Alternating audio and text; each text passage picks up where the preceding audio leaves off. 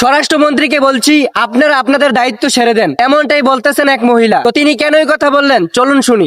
স্বরাষ্ট্রমন্ত্রীকে বলছি আপনারা আপনাদের দায়িত্ব ছেড়ে দেন, কারণ আপনারা অযোগ্য বলে প্রমাণিত হবেন। আমরা চেয়েছিলাম এই দেশে গণতন্ত্র থাকবে, বাক স্বাধীনতা থাকবে, এ দেশে কেউ অন্যায় করে পার পেয়ে যাবে না, রাজনীতিক শিকারে পরিণত হবে না। এই কারণেই তো আমরা যুদ্ধ করেছি। আজকে মাত্র কয়েক মাস পরেই আমরা সেই ফ্যাসিস্টদের পদচারণাটা উপলব্ধি করছি। প্রিয় ভাই বোনেরা, আমরা প্রতিবাদ করছি এই আচরণ থেকে যেন সরকার পিছু হটে যায়। আমি তো বলবো আমাদের যে বেগম এই কথাটা বলেছেন তাকে আমি বলবো মানবতাবাদী, বাংলাদেশের গণতন্ত্র কন্যা। She is a symbol of democracy. Bangladesh জামাতি ইসলামের মহিলা কর্মীরা সবাই কিন্তু সিম্বল অফ ডেমোক্রেসি হতে চাই।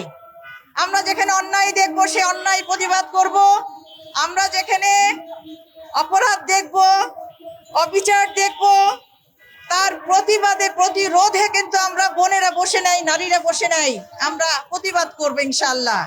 তেলের সমস্যা, খাবারের সমস্যা, খাদ্যের সমস্যা, স্বাস্থ্যের সমস্যা, সরকার কি এই সমস্যাকে পাশ কাটিয়ে এই ধরনের ঘটনার অবতারণা করছেন? যদি করে থাকেন আমি মনে করি এটা তাদের অন্যায় আচরণ। আসুন আসল সমস্যার সমাধান করুন, আমাদের তেল সমস্যার সমাধান করুন, আমাদের যে স্বাস্থ্য সমস্যা আছে, ছোট ছোট বাচ্চারা, শিশুরা আজকে মিজেলসে মারা যাচ্ছেন, এবং এটা আমি মনে করি বাংলাদেশের জন্য রেকর্ড ব্রেক করেছে যেভাবে শিশুরা মারা যাচ্ছে।